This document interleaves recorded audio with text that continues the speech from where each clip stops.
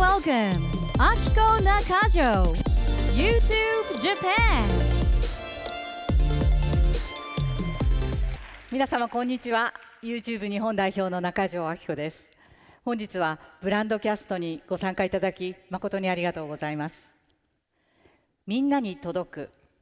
一人を動かす There is only one YouTube。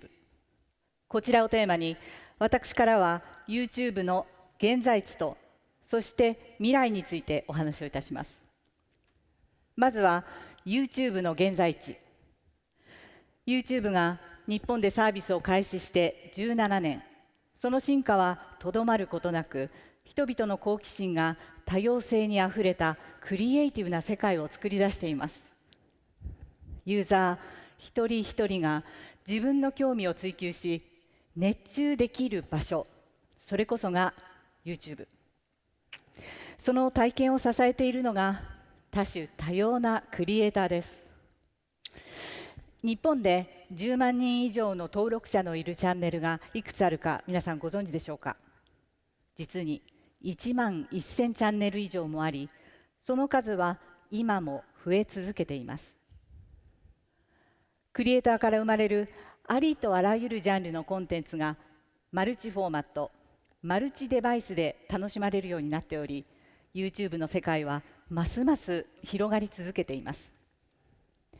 この広がり続ける世界の中で、コンテンツがどのように視聴者の皆様に届き、一人一人の行動につながっているのでしょうか。オンリーワンな YouTube は幅広い世代に親しまれるサービスです。日本でのユーザー数は現在7370万人以上。 Z 世代の利用はもちろん、45歳から64歳の層においても同世代人口 79% 以上にご利用いただいています。 YouTube ではディープでニッチな自分だけの推し活もユーザーの共感を巻き込んで大きなトレンドに成長しています。例えば今年2024年といえばパリオリンピックが盛り上がりました。スーパープレーや勝負の結果だけが話題となったわけではありません。選手の日頃の練習風景や舞台裏の映像も多く視聴され、スポーツが持つ感動や興奮を世界中で共有することができました。他にも今年流行したものといえば、クリーピーナッツさんのブリンバンバンボン、2億回以上再生され、歌ってみた踊ってみた動画も本当に大流行しました。そして今年の上半期だけで累計16億回以上再生されたムーブメントがあります。皆さんお分かりでしょうか。答えは猫ミームです。一人一人の日常も猫に語ってもらうことで6万件以上投稿される大きなムーブメントとなりました。また8番出口という地下鉄の通路のような空間から脱出を試みるというゲームも本当に話題になりました。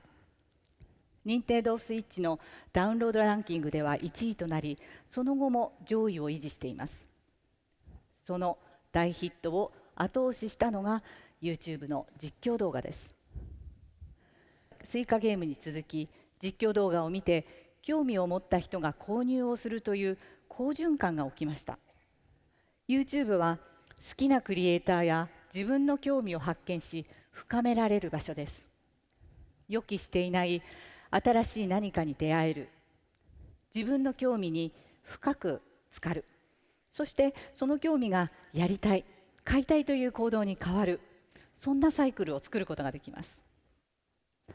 YouTube のある生活が当たり前になった今でも、そのサイクルを加速させている3つのトレンドがあります。それはショート、コネクテッドテレビ、そしてショッピングです。まずはショートについて。 YouTube ショートは2021年に日本でもサービスを開始しました。国内の1日あたりの視聴者数は現在も成長を続けており、2023年に比べ実に 20% 以上も伸びています。成長を続けた結果、ショート動画を扱う動画配信サービスの中で1ヶ月あたりの利用率は YouTube ショートが第1位、他のプラットフォームを上回っています。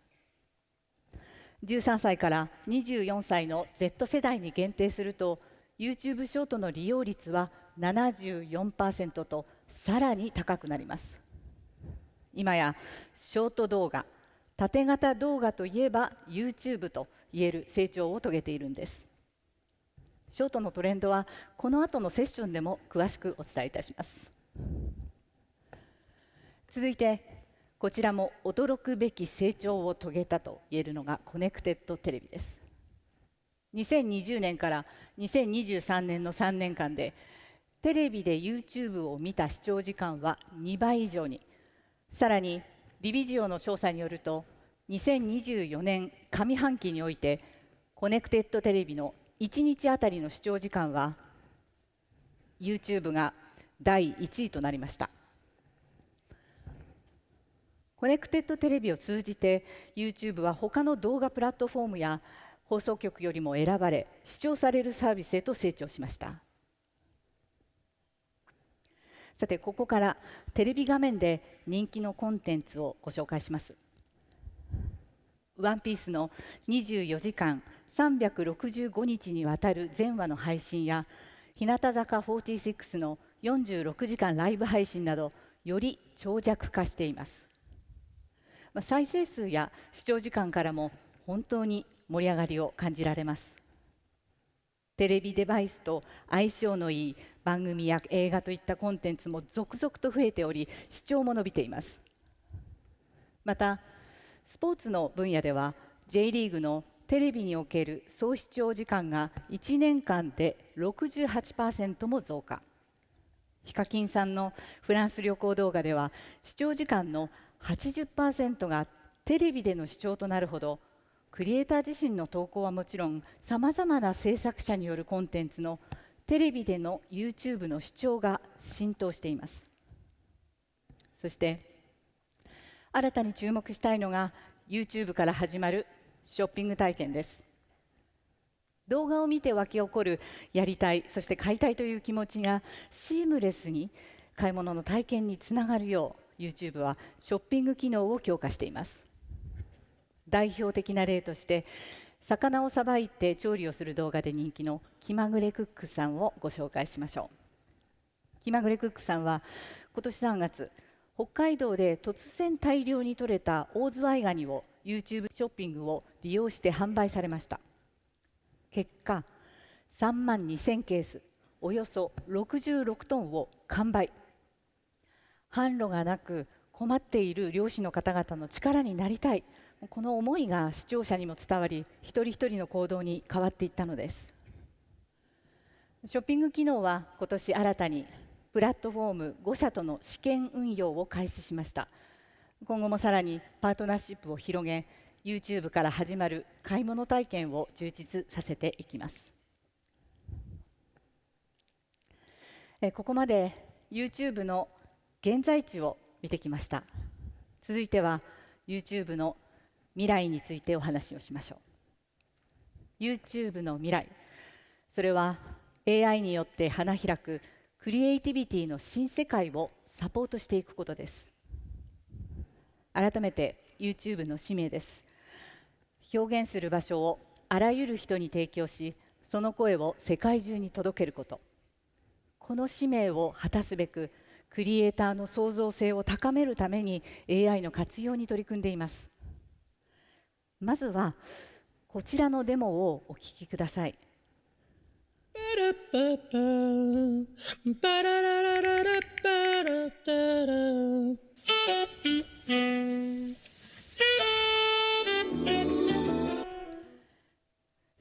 即興の歌声がサックスのソロに仕上がりました。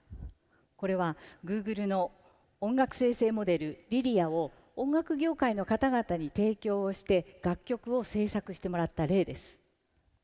日本ではユニバーサルミュージックや初音ミクの開発などで知られるクリプトンフューチャーメディアとともに、音楽における生成 AI の活用について議論を続けています。またアメリカでは AI が生成した楽曲をショート動画に追加できる実験的な取り組みとしてドリームトラックをスタートしました。例えばチャーリー・プースをアーティストとして選ぶと、Baby, we've got nothing in common, but I know that I'm what you've been wanting for so long now. このようにイメージに合った曲、歌詞、そして歌声でショート動画の BGM を作ってくれます。 AI は動画や画像にも活用されています。ショート動画の背景を生成できるドリームスクリーンには、まもなく Google ディープマインドの最も高性能な動画生成モデルである Veo が導入され、クリエイティブの可能性はさらに広がっていきます。そして YouTube では表現の自由を守るためにも AI を活用しています。偽の情報が含まれるものなどガイドラインに違反している動画を AI で検知し、2024年の4月から6月にはこのうちの 84% を早期の段階で削除しています。また生成 AI を使った投稿で、例えば実在の人物や場所だと誤解される可能性のある動画には、生成 AI が使われたということを示すラベルの表示が必要になります。他にもガイドラインに基づいてなりすまし広告の取り締まりを行うなど、引き続きユーザーが安心して利用できる環境を整えてまいります。 YouTube は AI で開くクリエイティビティの未来に向け、大胆でそして責任のある取り組みを継続してまいります。ここまでは私からは YouTube の現在地と未来についてご紹介しました。続いては注目度がますます高まっているショート動画を使いこなすコツを内田信也さんに語っていただきます。まずは私の方から内田さんのご紹介です。電通でコピーライターとして活躍した後、2013年にヤフーでブランドマネジメント室室長に就任。ペイペイのネーミングや311のプロジェクトを担当。現在はスターミュージックエンターテインメントで取締役 CMO を務めていらっしゃいます。さらにマジシャンシンというお名前でマジシャンとしても活動しています。 YouTube では登録者数250万人、 SNS の合計では1000万人以上と活躍を続けていらっしゃいます。本日は内田さんにショート動画のノウハウを伺います。それでは内田さん、どうぞよろしくお願いいたします。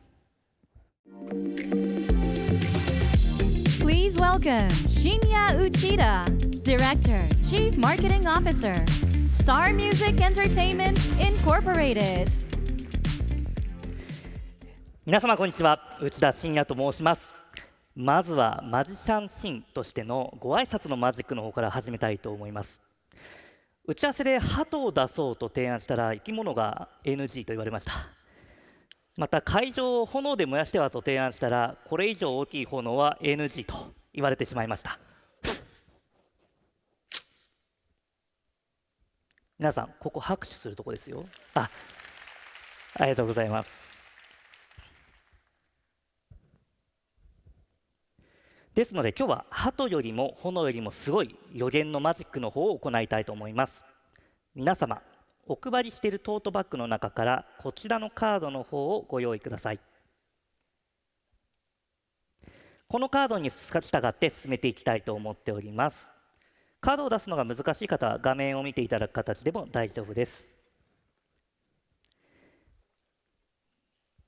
では皆様、まず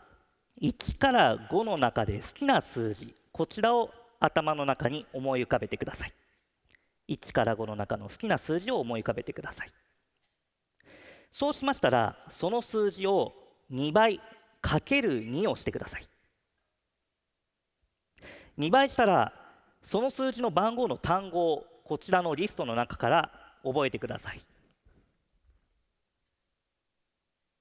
覚えましたら、次にその単語から連想される言葉をこちらから探してください。探せましたでしょうか。あなたが心の中に思った言葉は実はカードの裏に予言されております。皆さんカードを裏返してみてください。ショートケーキになりましたでしょうか。一致した方は大きな拍手をお願いいたします。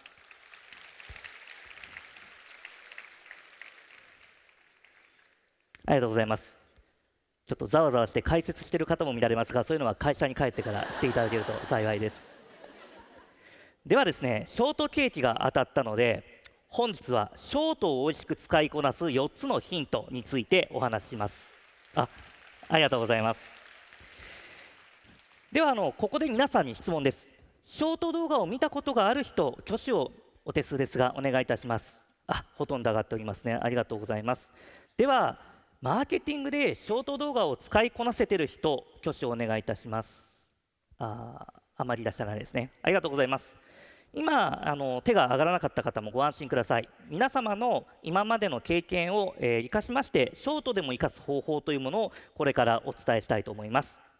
ここからはマジさんではなくビジネスモードでいきます。改めまして株式会社スターミュージックエンターテインメントと申します。2011年に創業し、2018年に国内企業ではいち早くショート動画のビジネスを開始しました。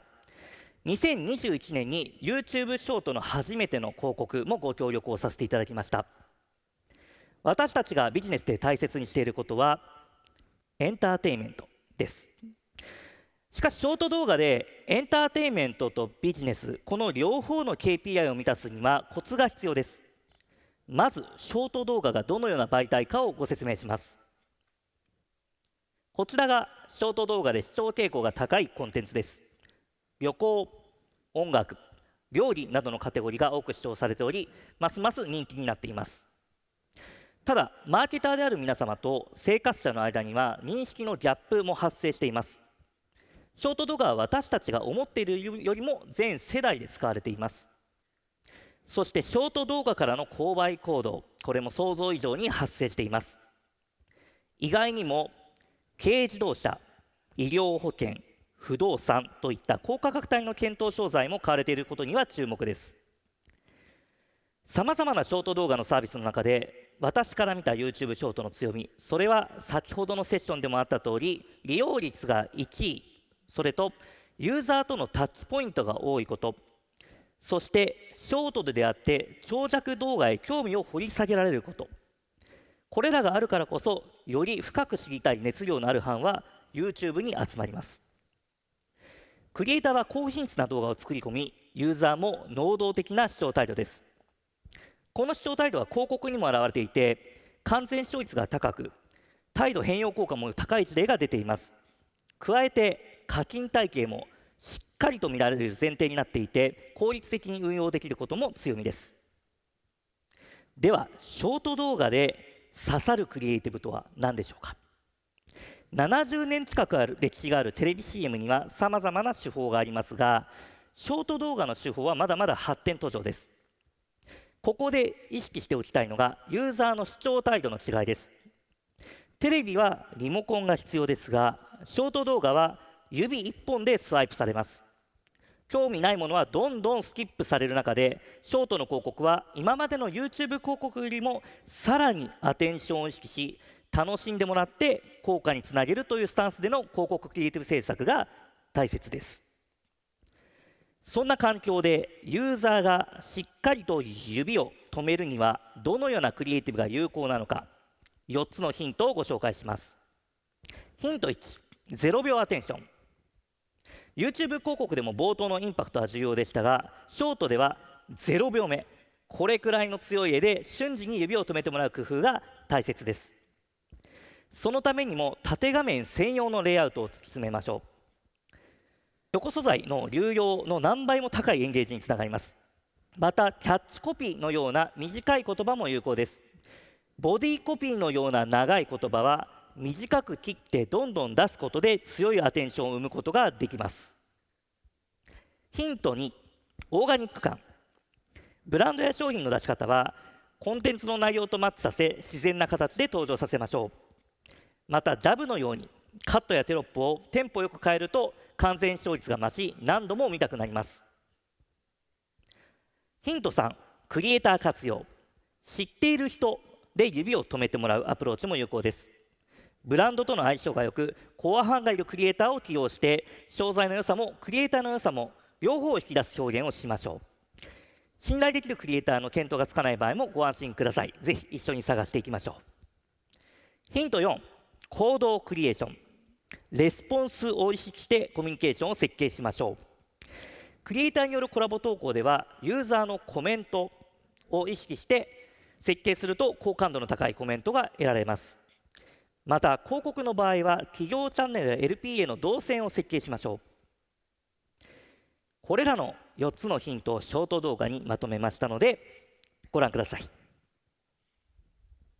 YouTube ショートを美味しく使いこなす4つのヒント。ヒント1、0秒アテンション。テレビよりザッピングの手間が少ないショート動画では0秒目のインパクトが大切です。強い絵面を作りましょう。また、横素材の流用ではなく縦画面専用のレイアウトを突き詰めてアテンションを保ちましょう。伝えたいことがたくさんあるときはボディコピーのような長い言葉を細かく切って出すことも有効です。ヒント2、オーガニック感。コンテンツの中でブランドや商品が自然な流れで出てくるようにしましょう。たくさんの情報を詰め込むとオーガニック感が増します。ジャブのようにカットやテロップをガンガン変えましょう。ユーザーは何度も見たくなり、完全視聴率が向上します。ヒント3、クリエイター活用。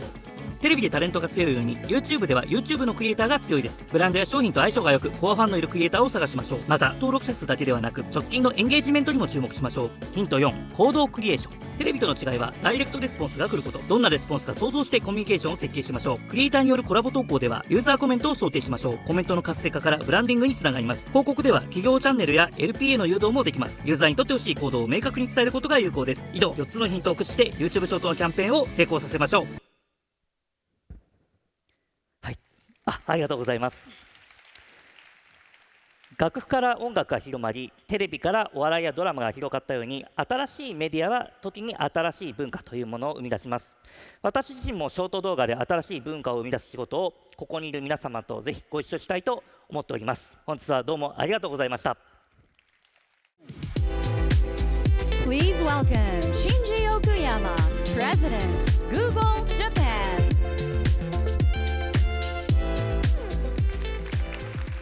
ありがとうございます。皆さんこんにちは。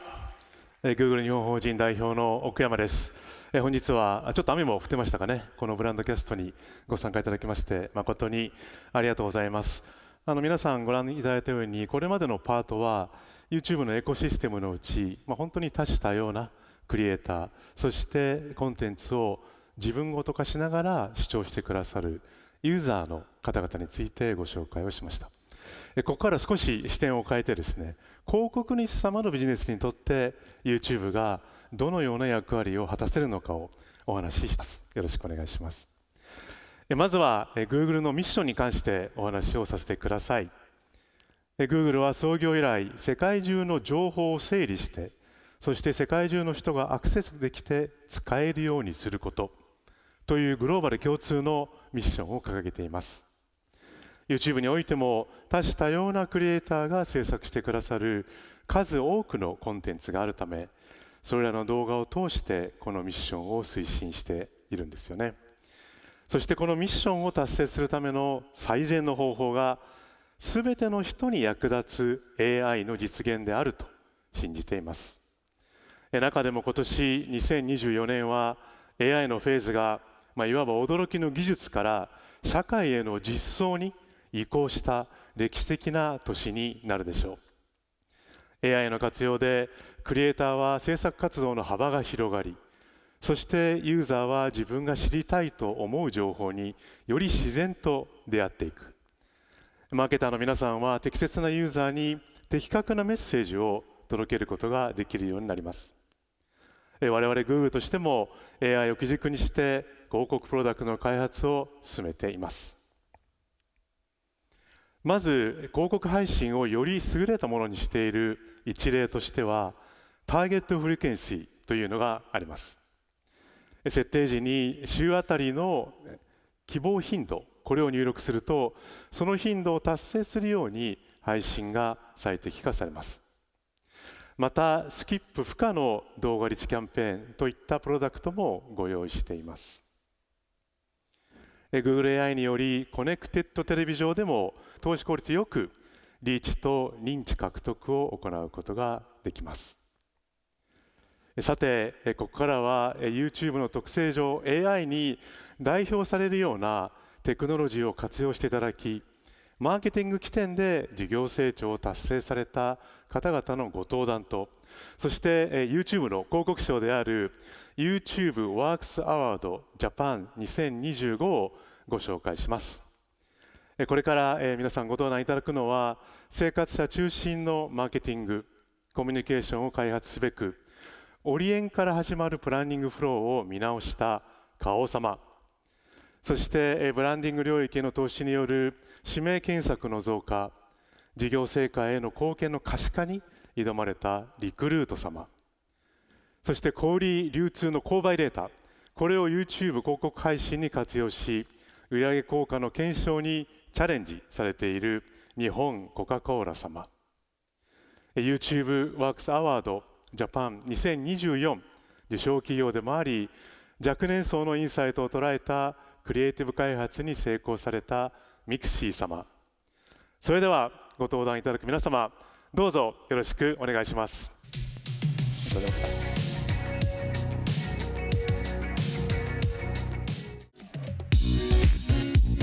Please welcome Shiho Yoshida, Marketing Innovation Center, Media Planning Development Group Manager, Kao Corporation.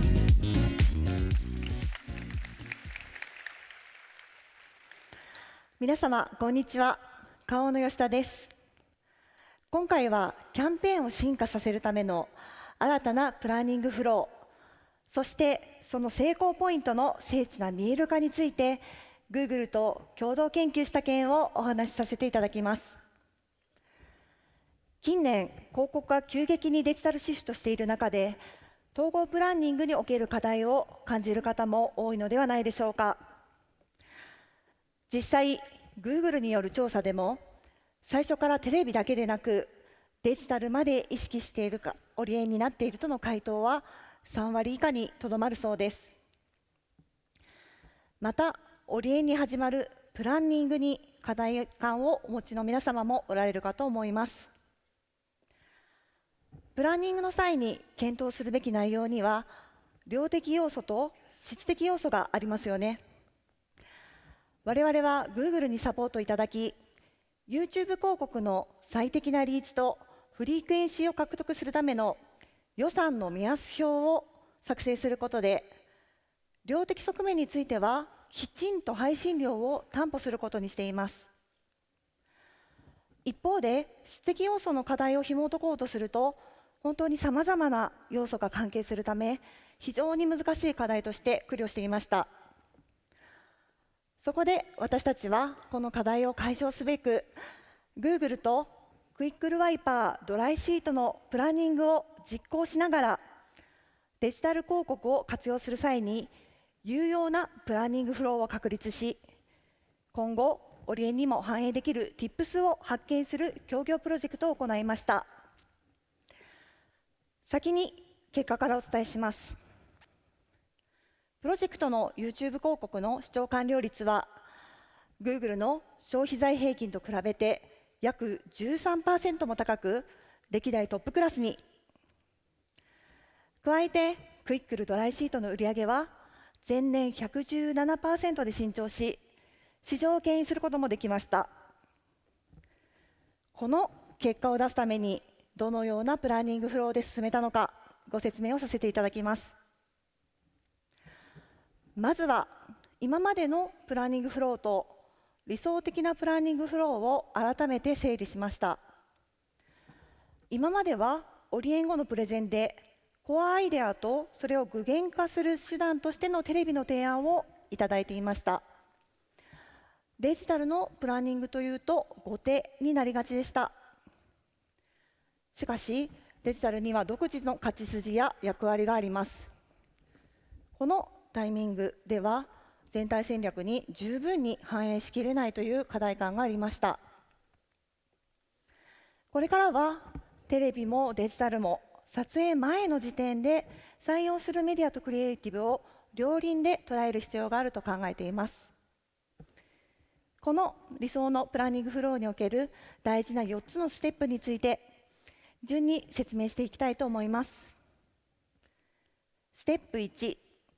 統合キャンペーン設計です。Who や What を含むコアアイデアの開発の際、ここでデジタルを含めたメディアニュートラルな視点で議論を進めることが重要と考えました。このステップでマーケティングやメディアごとの目的を整理した設計図を作る。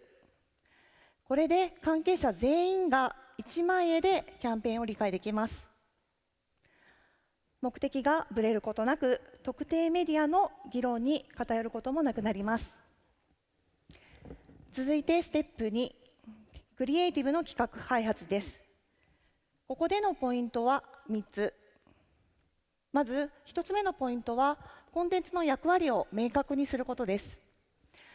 クイックルワイパーの場合、15秒の役割は認知から理解まで、6秒のバンパーは購入以降の喚起としました。そしてショート動画は生活シーンに溶け込むライブ感を描き出し、購入以降を促進することを目的としています。2つ目のポイントは、広告のメニューやフォーマットまでしっかり決め込むことです。検討すべき要素としてフォーマット、主要デバイスなどがありますが、これらを撮影後に決めると編集にお金も手間もかかることがあるため、撮影の前に決めることがベストです。3つ目のポイントは、既存ロジックを忠実に生かすことです。今回は絵コンテのプレゼン時に Google の ABCD フレームワークに沿ってデジタルならではの工夫をどう企画に取り入れたか、具体的に説明していただきました。例えば絵コンテの冒頭5秒でスキップされないようなアテンション作りをどのようにしたのかなどについてです。次がステップ3です。撮影ですね。ここまでですでにフォーマットの議論が十分にし尽くされているので、撮影現場でも徹底して精度を上げることができます。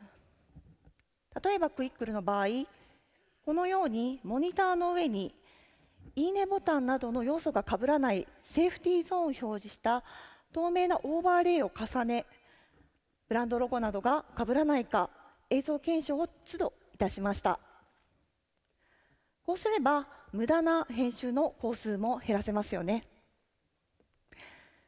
こちらが実際の各クリエイティブです。縦型、横型の魅力がしっかり出せていたかと思います。最後にステップ4の配信です。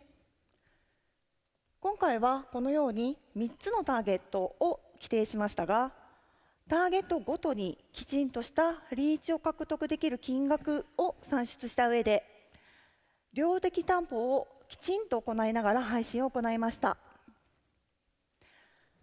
以上が取り組みの概要です。こうやって見てみると、特別なことは何もやっていません。長年の監視を見直し、時代に合わせてやるべきことをやるべきタイミングで実施する。プランニングのフローを見直すだけでインパクトの最大化につなげられたのです。我々はテレビ CM でないと売り上げが作れないのではないかと考えていたカテゴリーにおいて、デジタルでも結果が作れたことに大きな手応えを感じています。最後に少しだけ次のチャレンジについてお話しさせてください。我々はこのステップにおいては生成 AI を活用するチャレンジを始めています。例えば我々事業主や広告主が一堂に会し、ターゲットに合わせた商品訴求軸の案を生成 AI で一気に多くのパターンで開発します。それを方向性の議論の助けにしたり、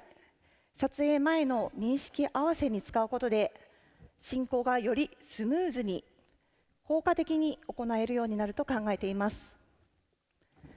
この AI を活用を加えた新たなプランニングフローを AI によるプランニングブーストと称し、さらなるキャンペーンや折り絵の進化に挑戦していきたいと考えています。以上、当社花王の取り組みについてご紹介させていただきました。ありがとうございました。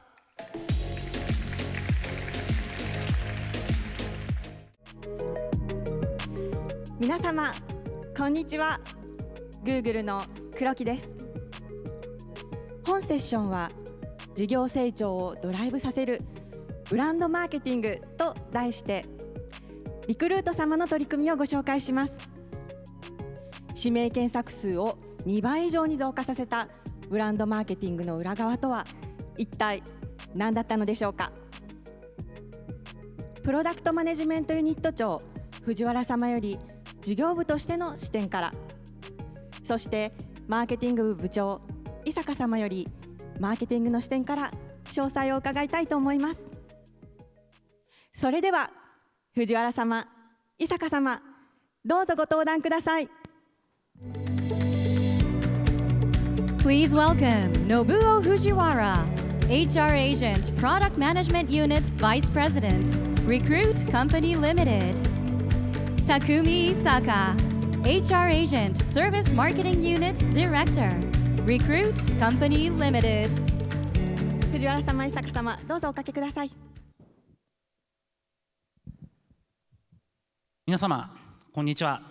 藤原です。我々リクルートエージェントは国内最大級の人材紹介転職支援サービスです。我々では非公開のウェブで検索しても出てこないような求人も含めて25万件もの求人を保有しております。こちら企業からお預かりした求人とサービス利用者である求職者との間にですね、キャリアアドバイザーという専任のアドバイザーが介在して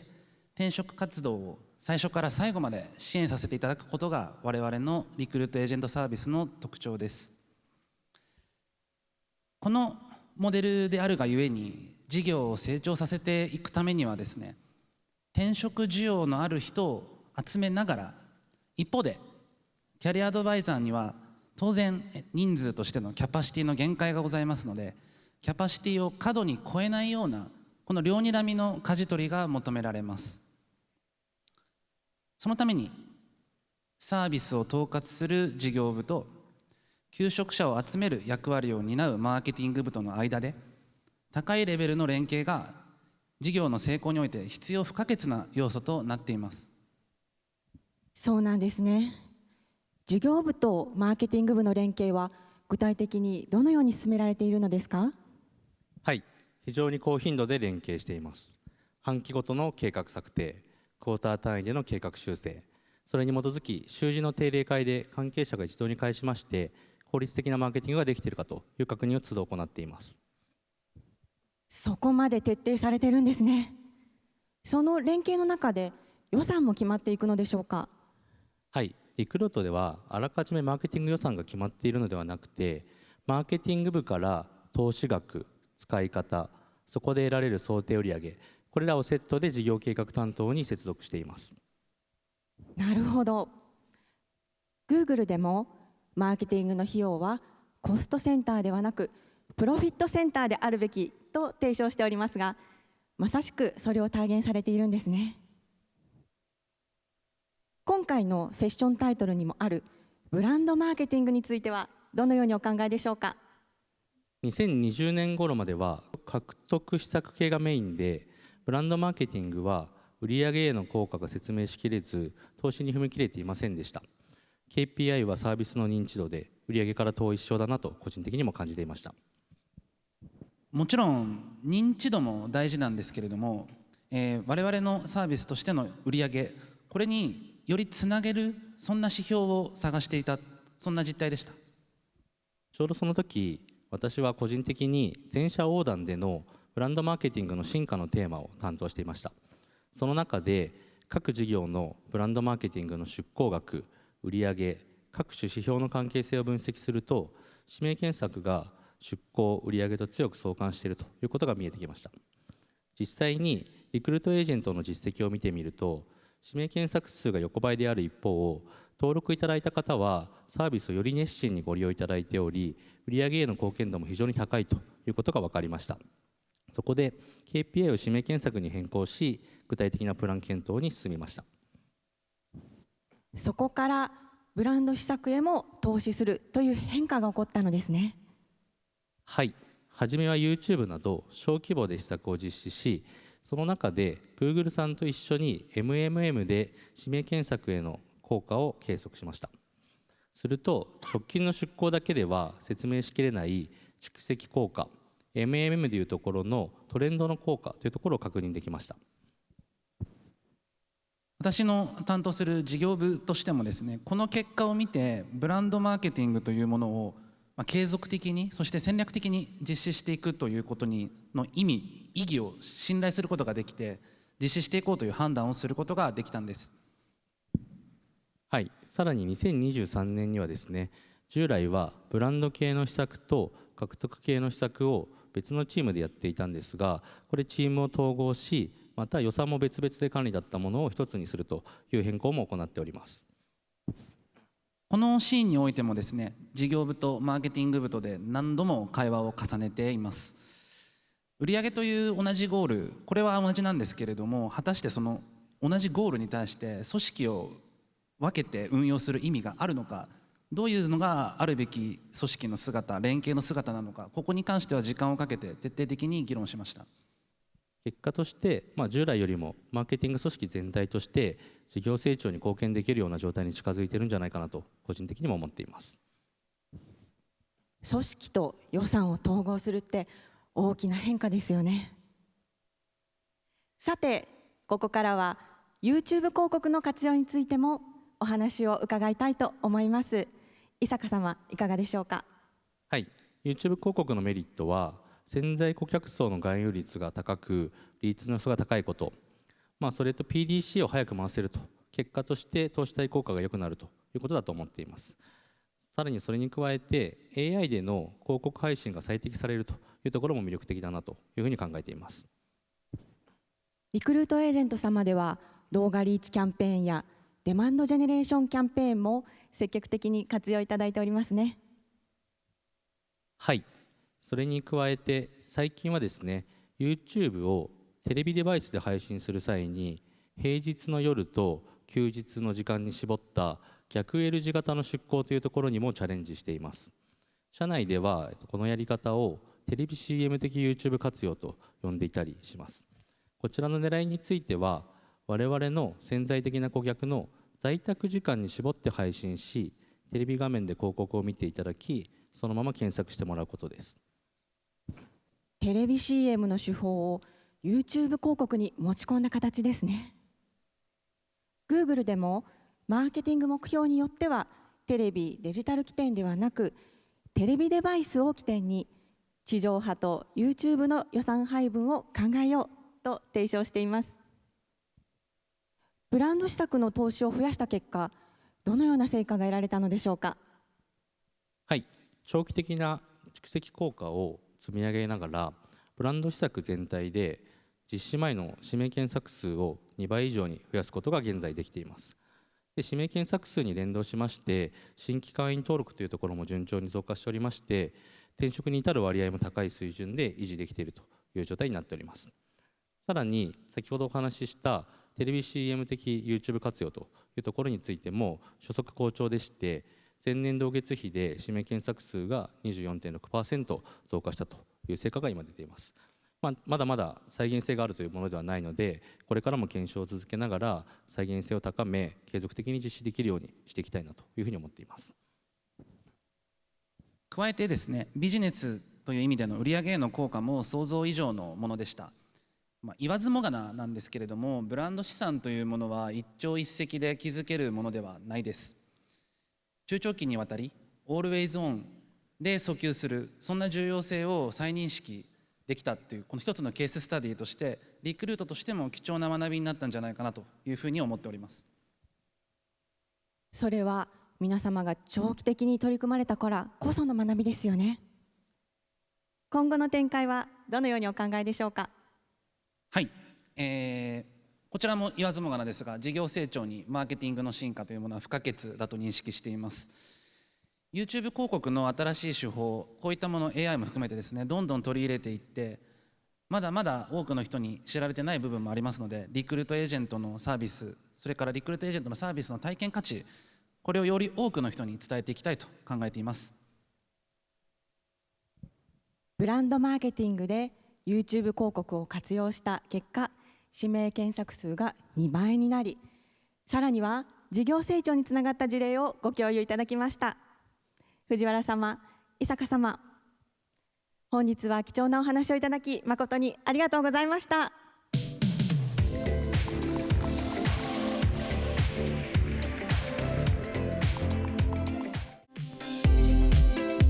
Please welcome Tetsuya Ikeda, Senior Director, Media Strategy and Operations, IMX Marketing, Coca-Cola Japan. Anna Toyoshima, General Manager, Account Lead Department 1, Business Producers Division 7, Dentsu Incorporated.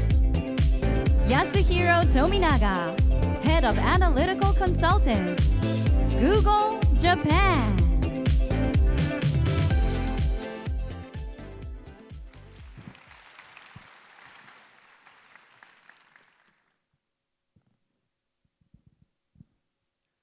皆様こんにちは。 Google の富永です。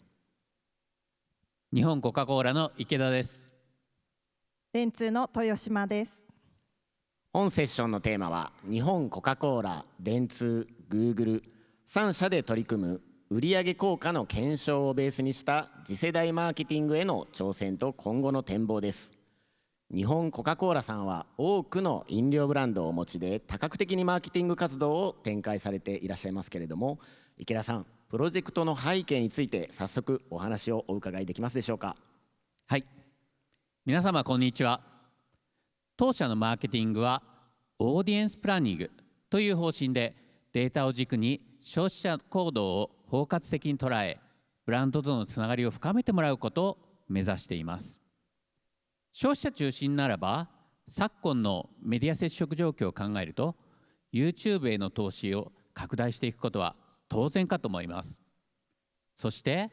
その役割はテレビ CM のリーチ補完だけではなく、最終的な購買までミドルファネル以下の役割も期待しています。しかし我々メーカーには課題があります。広告投資が実際の購入につながっているかが判断しにくいということです。それは効果測定が難しいからです。これはメーカーの皆さん共通課題ではないでしょうか。多くのクライアントを支援する広告会社という立場から見て、豊島さんはどう感じますか。はい、電通豊島です。広告の費用対効果を店頭売上データで計測する確立された手法がなく、困っておられるというケースが多いと感じます。監視聴率などメディア指標を使って PDCA は回せても、売上に対する費用対効果はわからないため、広告投資の意思決定につなげることが難しいのではないでしょうか。ありがとうございます。その課題を出発点に、今回は予算規模が大きく効果改善のリターンが見込める緑茶カテゴリーあやたかでの取り組みをお話しさせていただきます。具体的には Google さん、電通さん、ご紹介をお願いします。ありがとうございます。 Google の富永です。まず効果計測で大事なことは、何か一つの完璧な計測手法というものは存在しないということです。飲料のように店頭で販売される商材はもちろん、e コマースのようなオンラインビジネスでさえも消費者行動の複雑化であったり、プライバシー保護という観点から計測することが難しくなっています。だからこそ Google は計測手法それぞれの特徴を理解し、複数の手法を使い分けたり組み合わせて意思決定に活用するということを推奨しており、これを次世代の効果計測、モダンメジャメントというふうに呼んでおります。この考え方が取り組みのベースです。その考え方には我々も同感しました。適切に使い分けすることで投資の意思決定への示唆も多角的に得ることができます。ありがとうございます。あやたかでも実際2つの検証を行いました。複数の手法を組み合わせ、消費財業界における次世代の PDCA サイクルを確立しようという試みです。1つ目はインテージさんの全国小売店パネル調査データ SRI プラスを使って統計的な手法で店頭売上のセールスリフトを検証しました。これは多くのメーカーに業界標準で使われているデータであり、日時で市場全体の購買を推計したものです。ご覧のように YouTube 広告を追加で配信するテスト地域とそうでないコントロール地域を設定し、それ以外の条件を揃えながらテスト地域のみに配信をしていくことによって、例えば季節性などのバイアスを排除し、追加投資による純増の売上効果を特定できます。結果は YouTube 広告の効果として、テスト地域で2桁成長で店頭売上の純増が見られました。でも結果とともに大事なのは PDCA につながる示唆ですよね。この施策では YouTube 広告の追加でキャンペーン全体のリーチが増加したことに加えて、高いブランドリフトも見られたので、それが着実に売上の純増に結びついたと考えられます。つまりリーチを考慮したメディアプラン、それからブランドリフトの見込めるターゲット設定、こういったものが店頭売上の観点からも重要だということが再確認できました。2つ目の施策は豊島さん、お願いします。はい、ありがとうございます。2つ目の施策はセブンイレブンの店頭購買データをもとに商品を買ってくれる可能性がより高いと思われるセグメントに配信、売上の綾鷹の売上を引き上げられるかという検証を行いました。実際の店頭購買データをもとにしたアフィニティ配信でより再現性の高いキャンペーン設計を目指そうという狙いです。具体的にはテスト地域にのみセブンイレブンさんのデータを活用した YouTube 広告投下を行い、セールスリフトを検証しました。加えてセールスリフトだけでは見えない ID ベースの分析をプライバシーセーフな環境で行いました。結果として本施策でも一定の売上の伸びを確認しました。さらに事後分析から狙い通り購買率の高い消費者にリーチできていることを確認でき、今後のプランニングへの示唆が得られました。両施策ともに PDCA に生かせる示唆を得ることができたことは大きな進歩に感じます。結果を受けて池田さんの所感はどうでしたか？お二人ともありがとうございます。売上効果検証の新たな取り組みを実践できて大変満足しています。施策を通じて綾鷹の売上が向上したことを証明でき、 YouTube 広告への投資と売上という結果を紐付けて確認することができました。これは今まで難しいことでした。ただ望ましい結果が毎回出るとは限りません。大事なのは売上、投資対効果を高めるために試行錯誤することです。例えば別のキャンペーンでセールスリフトが確認できなかったことがありました。しかしその時はフリーケンシーが十分でなかったり、クリエイティブに改善余地があったりと、次回の施策設計につながる学びがありました。まさに試行錯誤 PDCA です。池田さん、ありがとうございます。示唆を得ながらマーケティングのサイクルを磨いていくということが大事だと感じます。そのサイクルは大きなマーケティング投資の意思決定のために最終成果、例えば売上とかコンバージョンですよね、こういったものをベースに検証していく大きな PDCA と、より高頻度に広告キャンペーンベースで最適化していくために、例えばブランドリフトなどの代替指標も使いながら検証していく小さな PDCA、 この両輪を回していくことが重要だと Google は考えています。まさにこれがモダンメジャメントです。では最後に池田さんから今後の展望についてよろしくお願いします。はい、我々メーカーは従来購買データを持ち得ませんでしたが、今回のように各種の協力をもとにセールスリフトの検証が可能になりました。これは単に広告効果の説明責任を果たすということだけではなく、マーケターがより事業成長のドライバーとして活躍できることを意味します。これからも購買データを用いて ROI を追いかけていきます。そして Google の AI で配信を最適化できる YouTube 広告のフォーマット活用も進めたいです。人間では難しい細かなユーザーシグナルを捉え、効果を最大化することに期待し導入していきます。お二人ともここまでありがとうございました。効果計測を組み合わせ、単に ROI を可視化するだけでなく、次への改善点やさらなる投資の余地というものを掴んでいくことが重要ですね。特に消費財業界においては、購買データの活用やリテールとの連携を我々もさらなるマーケティングの進化のためにご一緒させていただきたいと考えております。会場の皆様にとっても今後へのヒントがあったのではないでしょうか。改めて本日はどうもありがとうございました。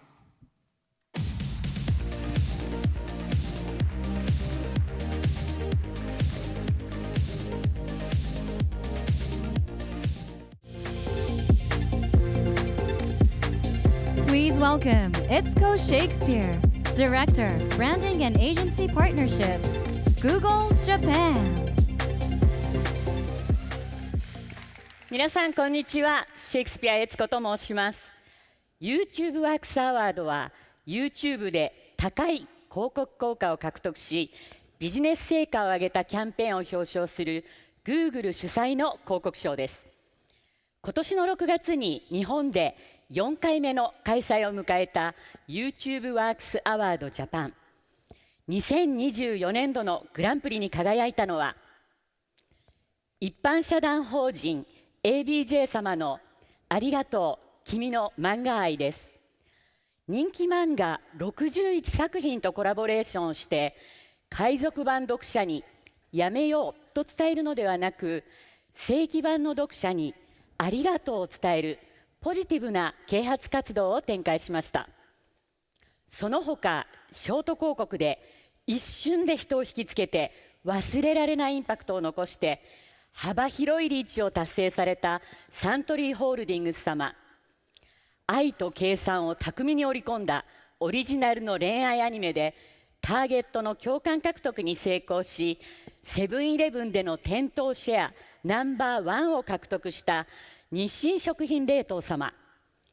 予測 AI を活用して効果改善 PDCA を高速で回転させて、ランディングページへの遷移単価を4分の1に改善して、さらにサービス申し込み件数を130% も増加させた NTT ドコモ様など、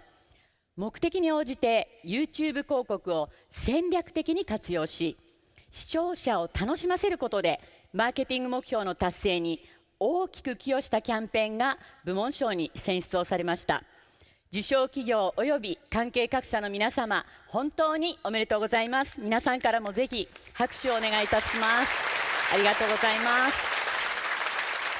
この受賞作品を含むファイナリスト50作品のコミュニケーション戦略から実際の成果まで、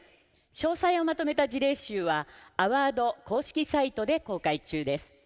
本日会場にお越しの皆様にはお手元に冊子をお配りしておりますので、ぜひ広告キャンペーンの設計やクリエイティブ開発の参考としてご活用ください。そして本日は2024年度ベストブランドリフト部門で部門賞を受賞されたミクシー様にご登壇いただきます。スマホゲームのマーケットリーダーであるモンスターストライクがいかにして新規ユーザーの共感を獲得し、認知や好意度を向上させたのか、もう一度出会いたくなるような広告キャンペーンとは、その成功要因に迫ります。それでは松本様、よろしくお願いいたします。Please welcome Takahiro Matsumoto, Digital Entertainment Operations Department, Advertising Division General Manager, Mixi Incorporated. 皆様こんにちは。ミクシーの松本です。世界中で6200万人を超えるお客様に楽しんでいただいているモンスターストライク、モンスト。本日はこのモンストが YouTube をどのように活用して若者たちから共感を得ることに成功したのか、その裏側にあるストーリーをお話しします。2013年のサービス開始以降、スマホゲーム市場の拡大とともに、モンストはユーザー数、売上ともに大きく成長しました。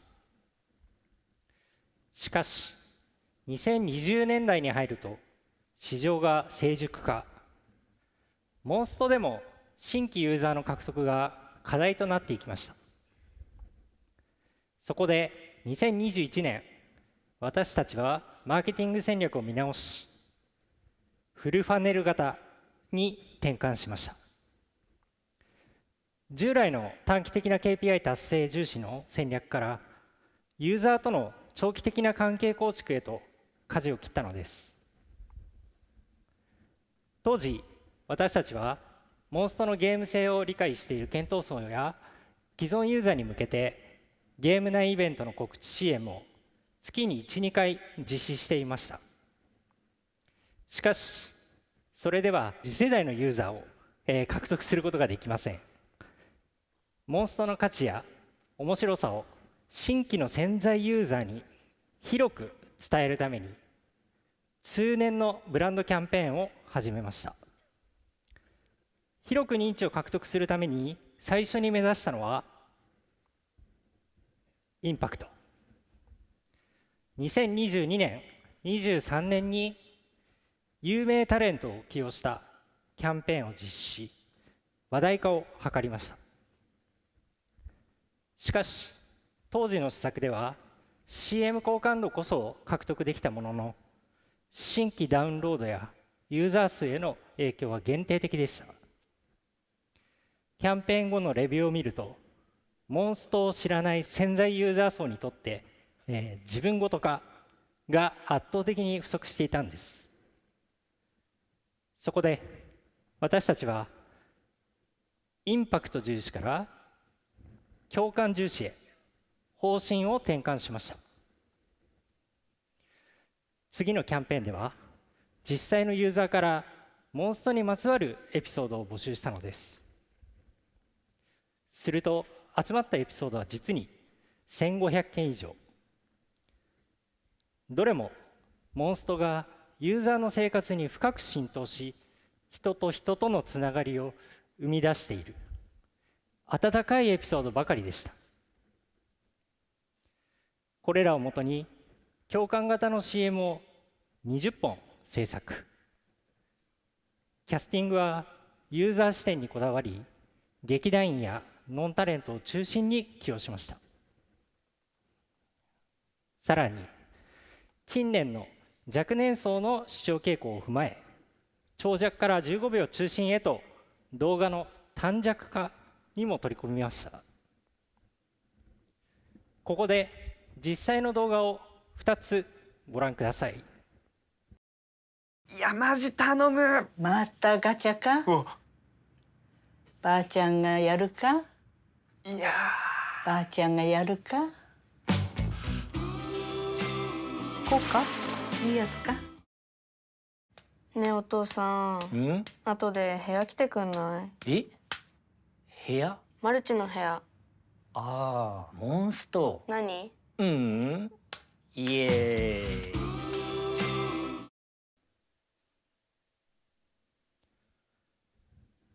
人と人とをつなぐモンスト。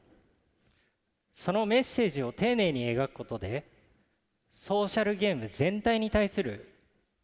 ネガティブなイメージを払拭することも狙いました。また、過去の経験からクリエイティブの本数が多いと認知が分散してしまうことが分かっていたため、配信期間ごとに最適な本数を模索し、最初は8本、続いて4本、最終的には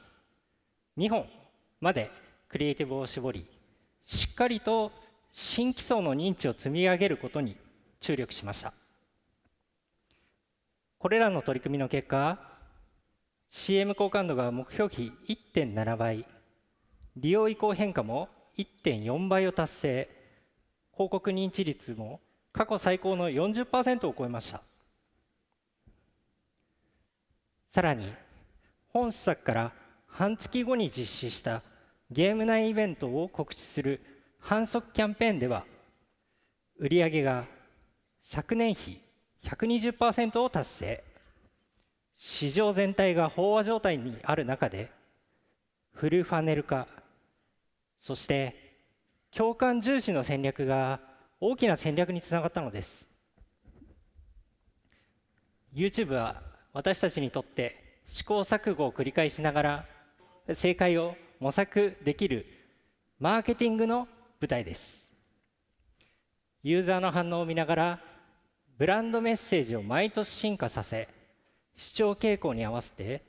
動画の尺や本数を最適化していくことで、新規ユーザーからの共感を獲得することができました。実はユーザーと共に作った今回のキャンペーンにはもう一つの成功要因があります。それは私たちが2014年から取り組んできた YouTube チャンネルの運営です。現在モンストチャンネルの登録者数は147万人を超え、これまでに3940本以上の動画を公開しています。中でも毎週配信しているモンストニュースでは、モンストの中の人として弊社のスタッフが自らキャンペーン情報を発信しており、平均50万回以上の再生回数、400件を超えるコメントをいただいています。先月実施した11周年イベントモンストフリーク2024には、最大41万人のユーザーに同時接続でご視聴いただき、ユーザー自身もチャット欄へのコメントで積極的に参加をしていただきました。 YouTube チャンネルの運営を通して、私たちはユーザーの生の声を聞き、そのインサイトを深く理解してきました。この経験があったからこそ、今回のユーザー参加型キャンペーンを企画し、成功させることができたのだと考えています。チャンネル運営には、近道や魔法のような、方法はないかと思います。しかし、地道にコンテンツを積み重ね、ユーザーと向き合い続けることで、YouTube チャンネルはかけがえのないブランド資産へと成長していきます。貴重なユーザーとのコミュニケーションの場を育み、共感を積み重ねていく。私たちは現在、これまでの経験を生かして、モンストをより身近に感じていただけるよう、新たな挑戦を続けています。これからも YouTube でユーザーとつながり、モンストを通じて世界中に心もつながる体験を届けたいと思っています。本日はご清聴ありがとうございました。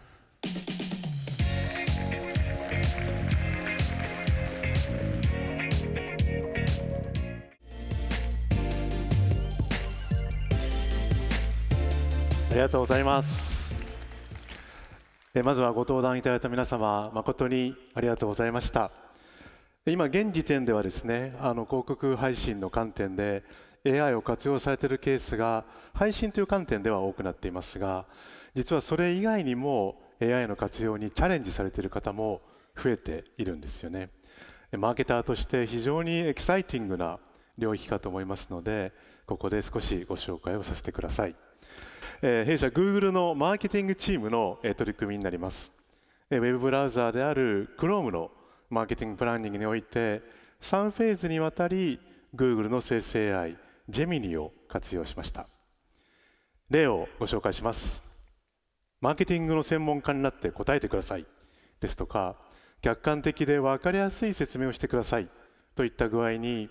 Gemini に会話のルールをインプットするんですよね。そして関連する資料などをアップロードしてジェミニに学習させることで、より頻度のそして精度の高いアウトプットを生成できるようになりました。その後3つ以上の競合と比較する形で競合分析をお願いしますといった具合に質問を投げかけて、ジェミニから回答を得ることでペルソナの作成ですとかインサイトの分析などを実施しました。ジェミニを用いて、いわば叩き台を効率的に作ることで Chrome のプランニングにおいてはかかる時間を今までの150時間からなんと実に4時間に大幅に削減し、よりディスカッションやクリエイティブアイデアの検証といった本当に付加価値の高い業務に時間を割くことができました。そしてこれ以外にもジェミニをビジネスに活用した方々が数多くいらっしゃいます。お手元のトートバッグにジェミニ for Business この冊子をお入れしていますので、ぜひご一読ください。次に日産自動車様です。縦型のクリエイティブの最適化プロセスに積極的に生成 AI を活用することでブランド価値とそしてメディア効果を両立する新たな手法に挑戦されています。一つ目はショートメーカー、これを活用した動画素材の短尺化プロセスです。動画素材のうち過去に最も再生された箇所を中心として流れが本当に自然になるような形で Google AI が短尺動画の編集をサポートしていきます。実際に縦型のショート動画として出稿したところ、完全視聴率が以前の 20% 増加と素材のリフレッシュ効果につながりました。2つ目は長尺を元にした複数パターンの最適化動画を探索するプロセスです。新たに制作した長尺ムービーをビジョンエアが100シーン以上の要素を分析、入力プロント、指定の動画尺、そしてブランドが伝えたい要素を考慮してそれらを YouTube クリエイティブの ABCD ベストプラクティスを踏まえた形でジェミニが最適化の示唆を複数パターン自動生成します。そしてブランド視点、メディア視点双方の議論にしっかりと時間をかけ、本当に質の高い複数のクリエイティブにブラッシュアップしました。それぞれの知見やソリューションを持ち寄ることですぐに人を引きつけながら、しかもずっと忘れられない何かを残す YouTube 上でのブランド作りを追求していらっしゃいます。最後に皆さん、今年のブランドキャストのポイントをまとめさせてください。3つあります。1つ目は YouTube は本当に多種多様なクリエイターが存在し、あらゆる世代のユーザーが自分ごと化できるコンテンツと出会う場所。成長を続けるコネクティッドテレビ上で YouTube の視聴時間はナンバーワンであり、大画面での視聴体験はブランドとより深いエンゲージメントを促していきます。また YouTube ショートは Z 世代の皆さんはもちろんのこと、全世代で利用率ナンバーワン、これを誇り、短い時間で多くの情報を伝え、そして興味関心を醸成していきます。ミクシー様はユーザーから実際のエピソードを募集することで、先ほどもご覧いただきました共感を呼ぶクリエイティブで成功を収められました。2つ目、マーケティングというものを事業の本当に中心に据えながら、そして YouTube の特性や AI のテクノロジーを活用することで力強い事業成長が実現していく。中でも重要なポイントはプランニングの起点、始まりの段階から統合的なアプローチを取ること。川尾様のアプローチのようにオリエンを作成するこの段階からデジタルを含めた統合プランニングを前提とすることで真にメディアニュートラルなキャンペーン開発が可能となります。そしてまたリクルート様のようにパフォーマンス施策、そしてブランディング施策、これを統合してプランニングすることで指名検索するような本当に重要な KPI の改善と最終的な事業成長を果たすことができます。そしてパートナーと協力し、お客様起点でマーケティングを革新すること。日本コカ・コーラ様はセブンイレブン様、そしてインテージ様や私たち Google との協力体制を通して自社では保有していない購買のポイントですよね。購買データを活用しながら売上のインパクトの可視化に挑戦されました。いずれもマーケティングが事業成長を牽引した示唆に富む本当に素晴らしい事例だったと思います。そして最後に AI は実装の時代になりますと。広告配信以外の領域においても AI 活用が進化していく。プランニングやクリエイティブ開発においても AI の実装が進んでいます。そして実装して終わりではやっぱりダメなんですよね。継続的な挑戦を得て取り組みが進化していきます。今日ここにいらっしゃる広告主様、そして広告代理店様がマーケティング活動の進化にチャレンジしたいと、そう思われる際にはぜひ私たち Google にご相談ください。皆さん改めまして本日はブランドキャストにお越しいただきまして本当にありがとうございました。この後もどうぞお楽しみください。ありがとうございました。